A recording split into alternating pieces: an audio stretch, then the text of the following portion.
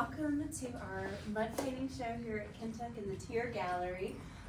We are so excited to display this very special medium of art that is so intrinsically Southern, literally from the earth where we live. And I think it's so interesting the different things that these artists have done with the mud and the clay that they have used, and how the clay from the different areas in Alabama looks very different. And so I won't take up any more of what they were going to say. So we will go ahead and start with Scott. Are you first? Yeah, that's Scott what they said. McQueen, Do I go yes. up here? Yeah, Okay. here, so we can get you on. All right. Well, I'll be short and sweet. I'm Scott. It's good to see everyone. Glad that you're out at Kentuck. And it's a bittersweet day for me because this is my last night as part of being as an artist here. But it's been a great ride and very educational and uplifting for me. And so, anyways, we're here to talk about the earth, or at least using the earth as part of what we do in creating. And as you can see, there's a lot of cool stuff here. For me, I grew up around the godfather of earth painting, at least for the 20th century. You know, I knew Jimmy Lee Suddiff, and as a kid had an opportunity to go to his house and watch him paint and listen to him tell his tales and play his harmonica and buck dance for us. And so, you know, I got to see the full exposure of it. And so I don't really usually paint with earth. I don't do a lot of that. But it's always been important to me. But it was just as important for me to kind of stay. For me, it was like I needed to stay away from that. I was very much influenced by him, but it was almost sacrilege or something, you know, to even try to do that and use that medium because I thought so much of that time, even though there were many people, and you'll hear from one in a moment, it was much closer than myself. But I was honored to be a part of this exhibit. What I did was I took acrylics, mixed it with some mud and some dirt and things, and tried to finger paint most all this. Jimmy Lee finger painted. He wouldn't use, he would say a stick. He didn't want to use a stick because he was talking about a brush. I asked him one time why didn't he use a paintbrush, and he said he wiggled his fingers and he said God doesn't give him 10. And then he pointed down at his toes and he said, well, he actually gave me 20, but I only use these 10, and usually 1 or 2 at a time. And then he sat back and laughed at his own joke, and we were all looking at him like, what? But so I use a stick for a lot of it, but when I do florals, I finger paint. And when I did this, I tried to use my fingers. And I did a ode to Jimmy. The way he would, first thing I ever saw him paint was Toto, his dog. And I usually do Toto, but when he painted Toto, he used house paints. And as he got older, he would start incorporating more house paint because he couldn't find as many people to dig his dirt for him. And but he was really well known for doing those dirt cabins with using mud and chalk and you know, and even that was my first exposure to Jimmy Lee. Was as a first grader. He would come by the school, and he'd just walk into the classroom, and the teachers would save in coffee cans. They would all save old chalk that was broken, and he would come by and collect all of their chalk, and then, you know, about once a month. And that was the first exposure to Jimmy Lee Suddiff, was this old man coming in and getting the chalk that was broken. And but that was the way he gathered things. And so thanks for letting me be a part of the exhibit, and let these other guys talk about all the cool stuff that they've rendered. I'll get some next. I guess I'm gonna be the one to talk about the dirt from Jimmy Lee. I'm glad to see everyone here tonight. My name is Bernard Wright, and like Steve said, I studied under Jimmy Lee back in '83. I was still in school, in college then, and I was coming home. But when I got with Jimmy Lee, showed me, cause I was majoring in art. So when I got with Jimmy Lee, I left school alone, and Jimmy Lee was my art teacher. And he taught me how to do folk art. And I didn't know nothing about folk art. Dirt. Now how you gonna put dirt on a piece of plank? I didn't know how,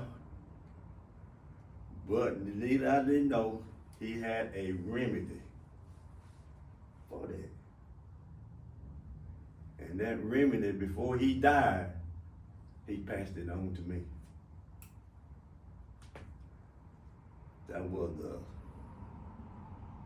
amazing, unique thing somebody ever did. He could have kept that to himself. I call it a remedy, cause that's what it was, cause you have to do this, do this, do this, stir it up, do this. And it was hard to do because you have to do so much. But Jimmy Lee, he was amazing. He was a truly amazing man. Cause he really taught me. He set me down and showed me how to do artwork from your mind, from your heart, and from your soul. And he said that's self-taught. He said people that can't do it that way, they just doing art. They just doing art. But he said when you can do it from your mind and heart and soul, he said that's for God. Self-taught. And it's like I said, it's amazing. And we had to go in the wood and get the dirt. And you can't get any kind of dirt. Got to be the dirt that work with his remedy. Cause I got some one time, it had sand in it. That won't work, throw it out. So it took me a long time to master all of this. He would tell me. Get the right dirt, put the right formula in, mix it up, apply it to the board without cracking it up. Cause once it dry, can't crack. If it crack, no good. So it was really hard to work under Jimmy Lee, but I'm thankful I did because he taught me something that can't nobody take away. And for the dirt, you can see the picture with the wheel. I'm sorry, I'm turning the picture with the wheel in the old car, antique car up there. You see the two different colors of dirt. There are two different colors of dirt. One of them like it's a brightest orange. The other one like it's a light bright, but them two different colors of dirt I found and I used. And all dirt ain't the same. And it's a lot Jimmy Lee told me, and it's a lot he didn't. I learned on my own, especially the dirt. And I done found, he said 32 different colors of dirt. I done found 10. So far, I done found 10. Them two up there are different. but I done found 10 different colors of dirt. But I can stand here and talk about Jimmy Lee all night. Cause I had, like Scott said, he's a lot of fun. He's a lot of fun. And one thing I didn't try, I couldn't do, I couldn't play the harmonica. He loved the harmonica. That I couldn't do. But for mud painting, dirt, I wouldn't trade it for nothing in the world. I love it. And now I consider myself, I can master his dirt the way I wanted to do it. Or I can do it his way. It ain't no problem now because I've done it so many times. And from 83 up to now, that's a long time to be dealing with dirt. And I got 4 or 5 gallon bucket of dirt.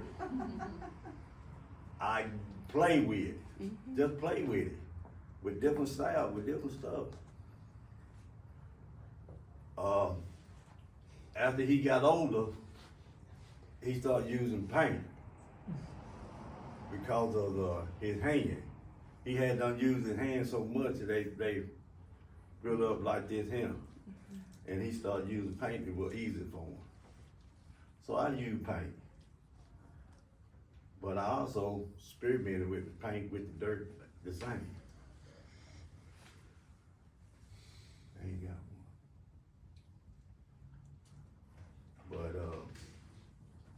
But I use anything from nature. What Jimmy Lee used, I still use today. Chalk. He used poke salad for his green, for the green, or he used turnip green if he can't find the poke salad. The black, the car up there, that ain't nothing but a burnt stick.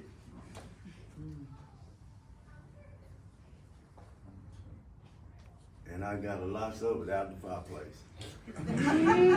That's where I get it. Out of the fireplace. And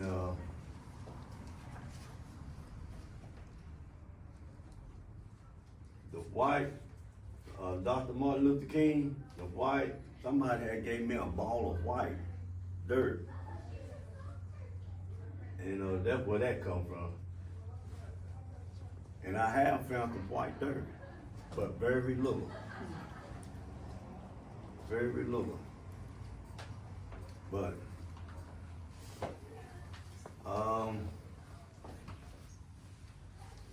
so I'm gonna turn it back over, and like I said, I can talk about Jimmy Lee all night. Cause I used to stay, come home from school, I used to stay up there till it get dark. Go home, I come back around about lunchtime, he'd be up there. We'll go around again. And I never would have thought dirt would sell. I don't believe that. Dirt. Dirt would sell. I said, no, dirt can't sell. That ain't nothing but dirt. But dirt sell. Dirt sell. That's right. And but thank you for listening to me. Thank you for your time. And thank you for coming. God bless.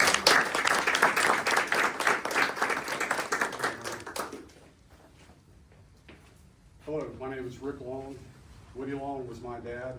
I'm going to talk a little bit about Jimmy Lee. You know, Jimmy Lee was an influence on my life.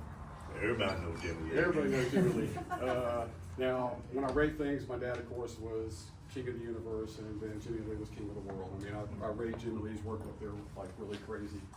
I always wanted to do clay pieces. I live on a dirt road. I'm blessed with all, or not anymore, they put limestone one over my dirt road, but In the beginning, I was blessed with all natural colors. Like Bernard was saying, later on, Jimmy Lee did start putting pigments into his. I have the true purples. All of these are true colors out of my ground. Gray, which I thought was a blue at first. When it was wet, it was blue, and then it started to dry to the gray.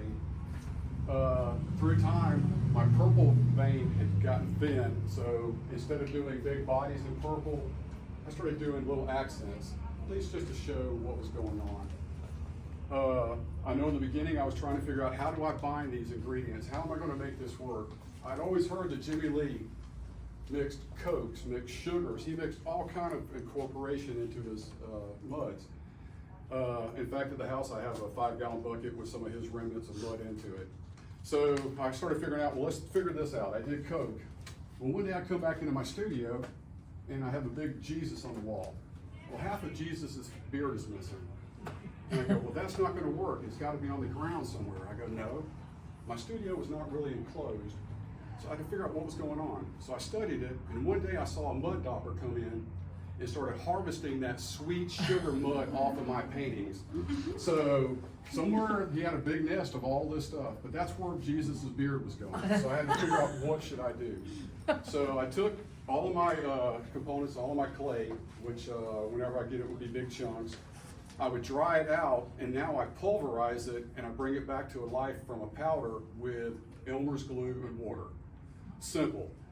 I did a show at Hotel Indigo. Bernard comes and sees me. I go, man, what was the real secret of that? He goes, it's a secret. I go, well, I've got glue up here and it's working, but I really want to know. But he's ironclad on that secret. Yeah, I'm trying to get it done. He's not going to budge on I've been that. trying for years. Because that was actually a gold mine, getting to know that knowledge. And like you said, how to work everything, you call it remedy, because I could just see there's trials and error and everything. And I like for my stuff to last. So I've been doing this since, I'd say 2010, maybe 11. I know some of them I got were marked at 12, and none of them have come apart. They are water soluble, so you have to keep them in a nice place, but they have stood the test of time. So ever since, Jesus' beard disappearing, that's where we all got to today. But my goal with these are to actually make religious works. Jimmy Lee, I've got a big piece of Tokyo in my house of his. He would do houses, he would do churches, he would do various things. Like Scott said, I wouldn't want to infringe on his images, so I started doing strictly religious. Everything is hand done like Jimmy. What's funny is I have a big Tokyo, and it's a skyscraper, and you have all the windows, they're all done with his thumb. I'll walk by there and I'll put my thumb up in there, and it just gives me chill bumps. It's just like, that's where his thumb was. So I highly respect the man. He was just a talent. For coming from true folk art status, he was one of the gods. But I would like to make religious art something that's beautiful again, to where you would want to hang this in your house and it wouldn't just be because of the religious content. This is one of my last pieces. This is actually a mosque out of Morocco. I just fell in love with all the architecture, all the flowers around it. This is the main little worship area. Then they have the water out in front. So this has broadened my horizon as to other religions, so I am learning as I do these. And I make my own canvases. I try to use scrap wood, but everything is basically green except for the glue that I put in there that holds the components together. But I'm known for my acrylic work, but when I sit down to this and it's all handwork, it's just so much fun. Each stroke is just something. This is all wavy.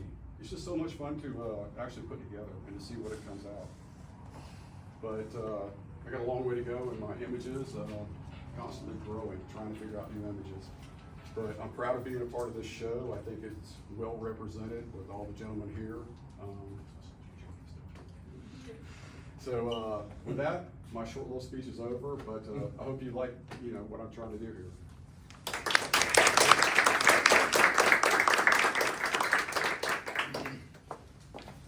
Good evening. My name is Jahni Moore is my government name, but I didn't know my name was John until first grade because everybody always called me Little Johnny.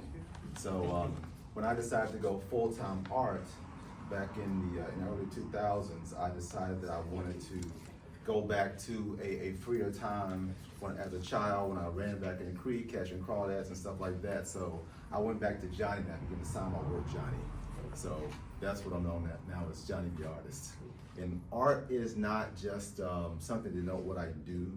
It's a part of life itself. It's actually an acronym for a resurrecting truth. And what is a resurrecting truth? The thing that makes you come alive, the thing that makes you want to get up every day and go and do what you do. So my goal as an artist, as a resurrector, is to do what I do so well, so powerfully that it inspires you to want to do whatever it is that you want to do. And I always say, if we watch our children closely enough, they'll tell us what they want to do in life. And I remember my earliest recollection of anything that would relate to art. We were living in the inner city of Huntsville, Alabama, small 2-bedroom house. And I was still at home, my older sister was in school. And I remember drawing on the wall in our house. And I think then all walls were pretty much white. And something about putting that color on the wall, it felt so good in my spirit. Of course, I got in trouble. And she put me in a corner. And of course, I'm facing 2 more white walls. I don't know where I found the crayon or chalk or whatever, but I did it again. I got in trouble again. If she had only known that one day I would make my living writing and drawing on walls, she may have seen that a little different. So this red clay thing, I always say that red clay is the stuff of my childhood.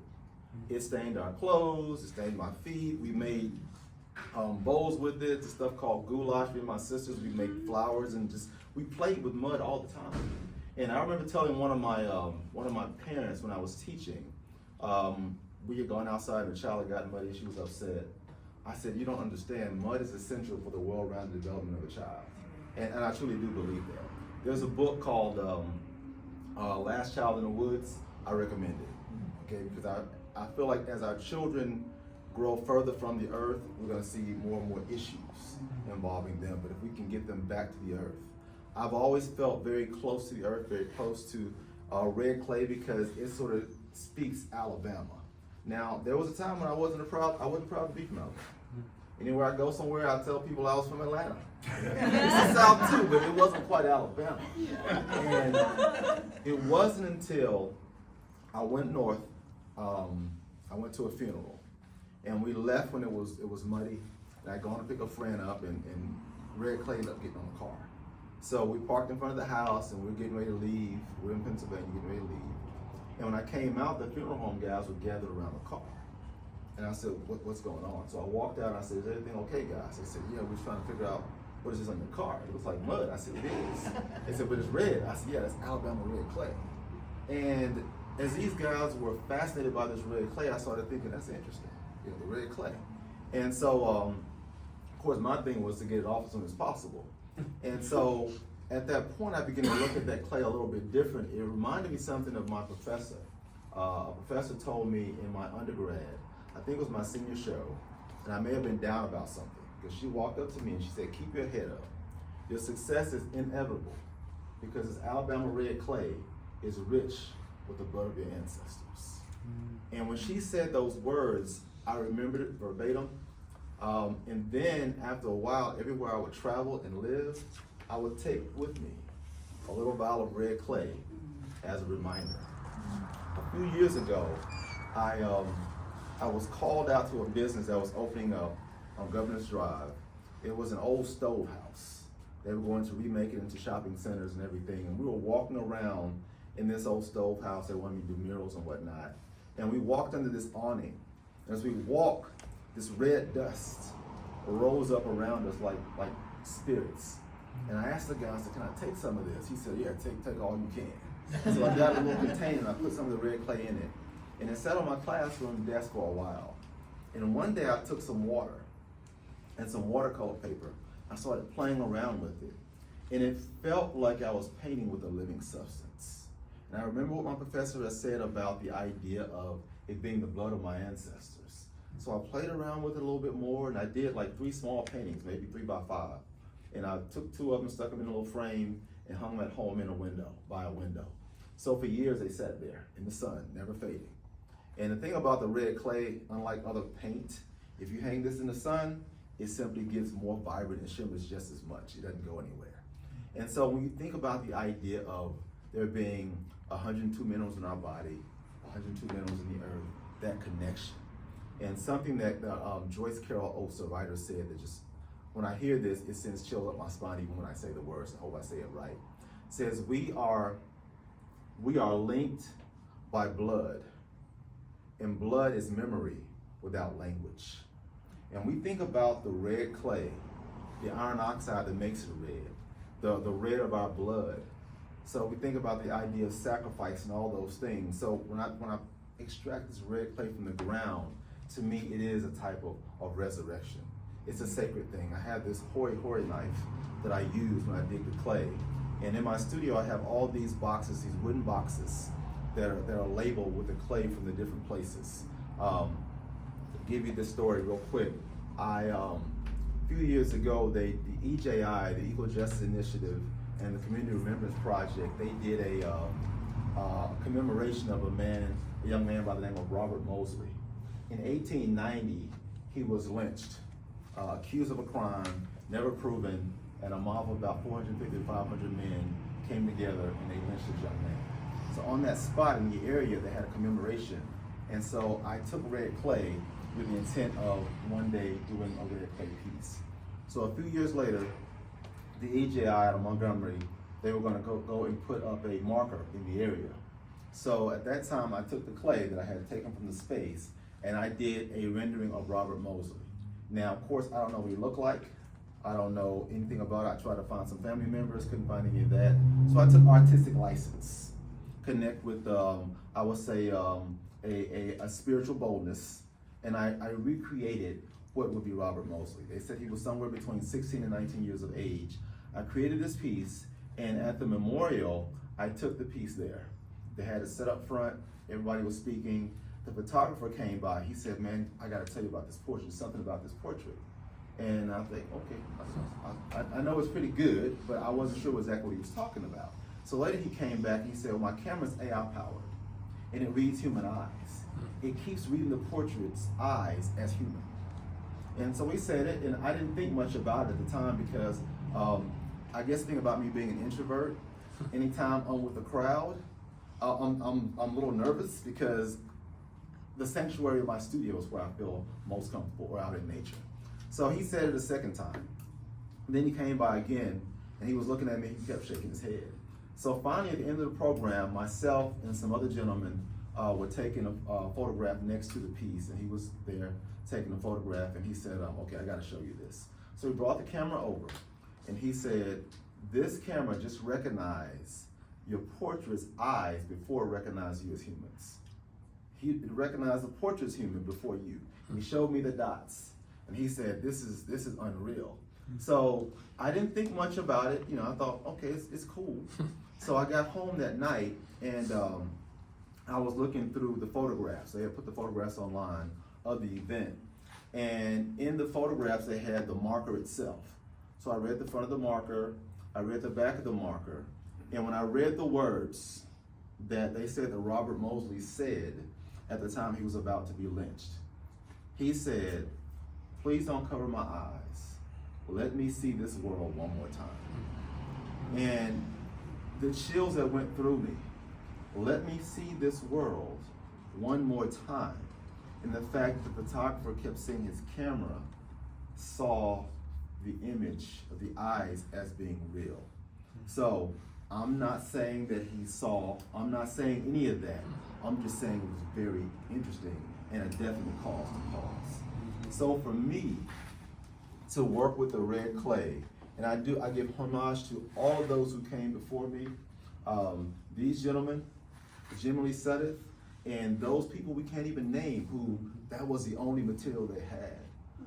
It's an honor for me, although I went the traditional route, I got my undergrad, I got my grad degree, I went and got my MFA from the School of Art Institute, but there was something about that red clay that called me back home.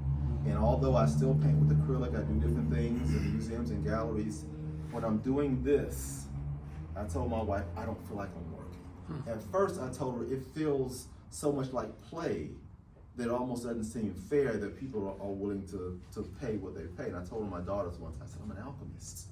She said, what do you mean? I said, I'm turning base metal into gold. and it feels good because it is a type of resurrection. When I look at the intersection of my work between art, ancestry, and alchemy, and yes, alchemy, because when you can, that's what they work with, base metals, and turn them into something greater. So that's why this piece right here, I chose this frame on purpose. Because when I go to the Met, when I go to the Guggenheim, when I go to the Philadelphia Museum of Art or the High, I see these elaborate Baroque frames. And I feel like, you know what? The earth itself deserves something just as grand. So the resurrection of the earth that people walk on and it gets caked on your shoes and messes up your rug and cakes in the tires of your car, to resurrect that and place it before people once again to be seen.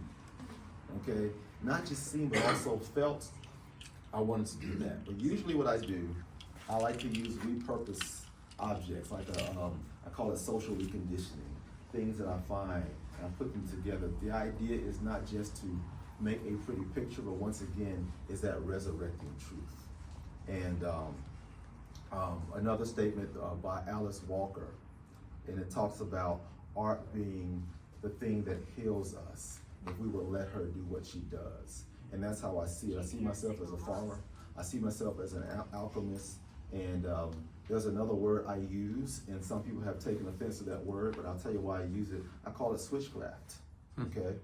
Switchcraft is taking something that people see as nothing and transcribing that into something else, or changing the idea of something into something that's positive, into something that can move somebody.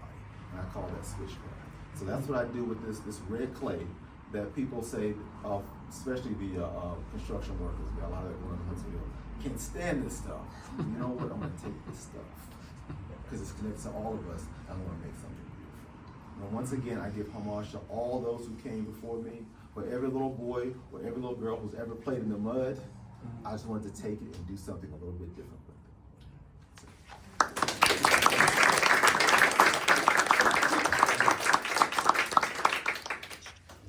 Does anyone have any questions for any of our artists? Well, thank Have you all. eaten the white dirt? The white clay? Sour dirt. Yeah. Just a little bit. Oh. Just a little bit. Are there any other edible dirts that you've dug up? Most of them would be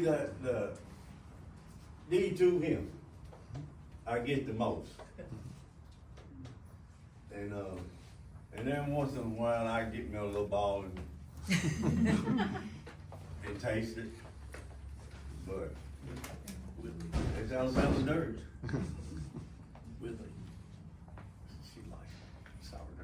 Now I have the one here, the one I tell about they gave me.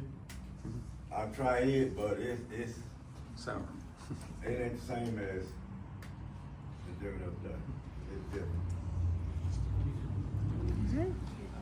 Anybody else? Well, thank you so much, gentlemen, for bringing your work.